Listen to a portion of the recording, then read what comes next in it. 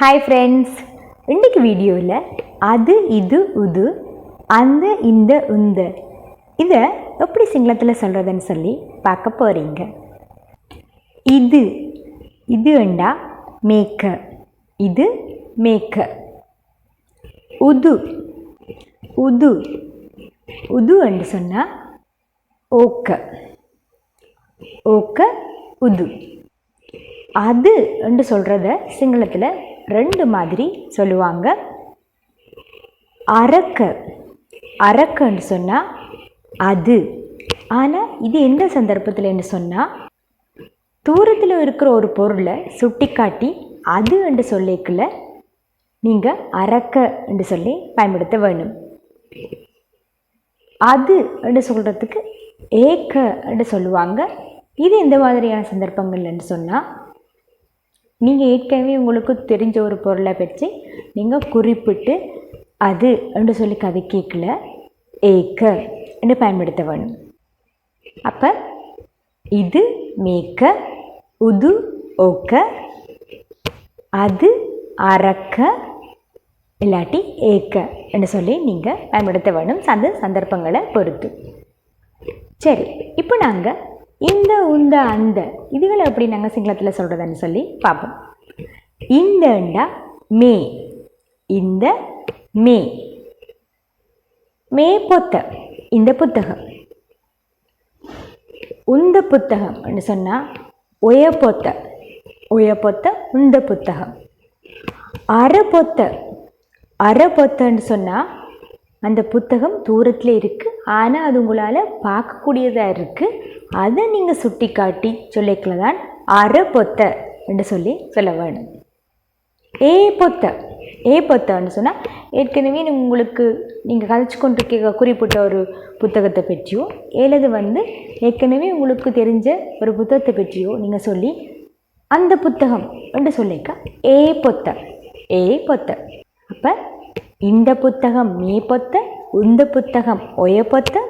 தூரத்தில் இருக்கிற ஆனால் உங்களால் காணக்கூடிய ஒரு புத்தகத்தை சுட்டி காட்டி நீங்கள் அந்த புத்தகம் ஒன்று சொல்லிக்க அரை பொத்த. அதே போல் ஏற்கனவே தெரிஞ்ச ஒரு புத்தகத்தை பற்றி நீங்கள் அந்த புத்தகம் ஒன்று குறிப்பிட்டு கதைக்கல ஏ பொத்த. சரி, இப்போ நாங்கள் இந்த மே, இந்தன்னு சொன்னால் மே. இதுக்கு ஒரு உதாரணத்தை பார்ப்போம். மே டிஷர்ட்டுக்கு கீயது, மே டிஷர்ட்டுக்கு கீயது. மே இந்த டிஷர்ட்டுக்கு, டிஷர்ட் கீயது எவ்வளவு? மே டிஷர்ட்டுக்கு கீயது, இந்த டிஷர்ட் எவ்வளவு? ஒய பொத்த தென்ன, ஒய பொத்த தென்ன. உந்த புத்தகத்தை தாங்க, இந்த புத்தகத்தை தாங்க. ஒய உந்த பொத்த புத்தகத்தை தென்ன தாங்க. அரை ஃபைலுக்கு கண்ணு, அரை ஃபைலுக்கு கண்ணு. அந்த ஃபைலை எடுங்க. அரை ஃபைலுக்கு கண்ணு.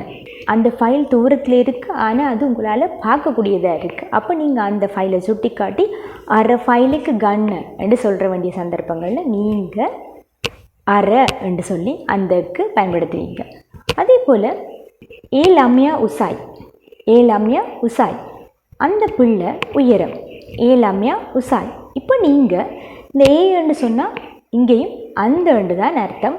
இந்த அந்த எப்படின்னு சொன்னால் அந்த பிள்ளையை பற்றி உங்களுக்கு ஏற்கனவே தெரியும். அப்போ நீங்கள் அந்த பிள்ளையை குறிப்பிட்டு இப்போ நீங்கள் கதைக்கிற சந்தர்ப்பத்தில் ஏலம்யா அந்த பிள்ளை உயரம் என்று சொல்லி ஏற்கனவே உங்களுக்கு ஒரு தெரிஞ்ச பிள்ளையை இப்போ நீங்கள் குறிப்பிட்டு கதைக்கல ஏலம்யா உசாய்.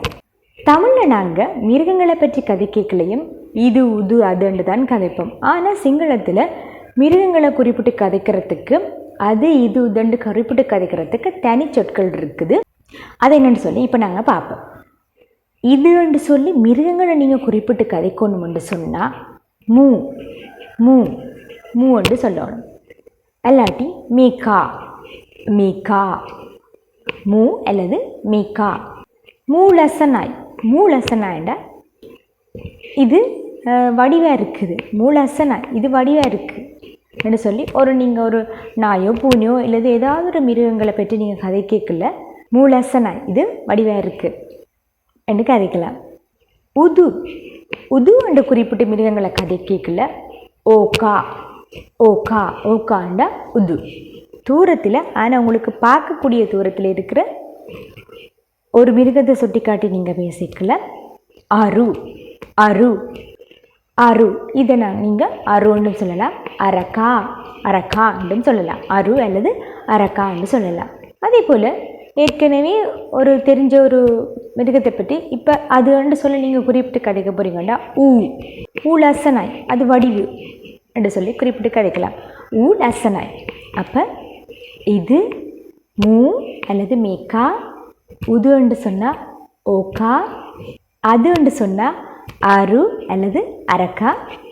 ஏற்கனவே நீங்கள் கதையில் குறிப்பிட்டு கதைச்ச ஒரு மிருகத்தை பற்றியோ இல்லை ஏற்கனவே தெரிஞ்ச ஒன்றை பற்றி அதுன்னு நீங்கள் சொல்லி கதைக்கணும்னா ஊ அல்லது ஏகா, ஊ அல்லது ஏகா என்று சொல்லி பயன்படுத்தி கதைக்கலாம்.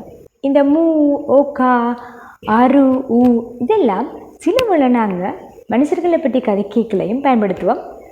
தமிழ்லையும் நாங்கள் சில வேளை ஆக்களை அது இது உதன்று சில நேரங்களில் மரியாதை இல்லாமல் கதைக்கிற சந்தர்ப்பங்களை இல்லாட்டி எங்களுக்கு நெருங்கிய நண்பர்களை பற்றி கதை கேட்கல அப்படி அது இது உதன்னு சொல்லி நாங்கள் குறிப்பிட்டு கதைப்போம். அதே போல் தான் சிங்களத்திலையும் நீங்கள் மரியாதை குறைவாக கதைக்கிற சந்தர்ப்பங்கள்லையும் நெருங்கிய நண்பர்கள் அவையை பற்றி கதைக்கிற சந்தர்ப்பங்கள்லையும் மூ, ஓகா, அரு, ஊ என்று சொல்லி கதைக்கிறத நீங்கள் கவனிக்கலாம். இந்த மிருகங்களுக்கு பயன்படுத்துகிறத மனுஷர்களுக்கும் பயன்படுத்தி கதைப்பாங்கன்றதால நீங்கள் அதை விளங்கி கொள்றதுக்காக இந்த வார்த்தைகளை நீங்கள் தெரிஞ்சு வச்சுக்கொள்ளுங்க. சரி, இன்றைக்கு லெசன்லேருந்து உங்கள்கிட்ட ஒரு கேள்வி கேட்குறேன். தூரத்தில் உள்ள ஒரு ஃபைலை சுட்டி காட்டி அந்த ஃபைலை தாங்க என்று கேட்குறதுக்கு எப்படி சிங்களத்தில் கேட்குறேன்னு சொல்லி நீங்கள் கமெண்டில் உங்களோட பதில்களை சொல்லுங்கள். ஓகே ஃப்ரெண்ட்ஸ், இந்த வீடியோவில் அது இது உது அந்த இந்த உந்த இதுகளை எப்படி சிங்களத்தில் கதைக்கிறேன்னு சொல்லி பார்த்தோம். இந்த வீடியோ உங்களுக்கு பிடிச்சிருக்குமென்னு நம்புகிறேன். இந்த வீடியோ உங்களுக்கு பிடிச்சிருந்தா லைக் பண்ணுங்கள். உங்களை போலவே சிங்களம் கதைக்க ஆர்வமாக இருக்கிற உங்களோட நண்பர்களுக்கு இந்த வீடியோ ஷேர் பண்ணுங்கள். இது வரைக்கும் இந்த சேனலை சப்ஸ்கிரைப் பண்ணாமல் இருந்தால் மறக்காமல் சப்ஸ்கிரைப் பண்ணுங்கள். இன்னொரு நல்ல லெசனோட அடுத்த வீடியோவில் உங்களை சந்திக்கிறேன். அது வரைக்கும் பை ஃப்ரெண்ட்ஸ்.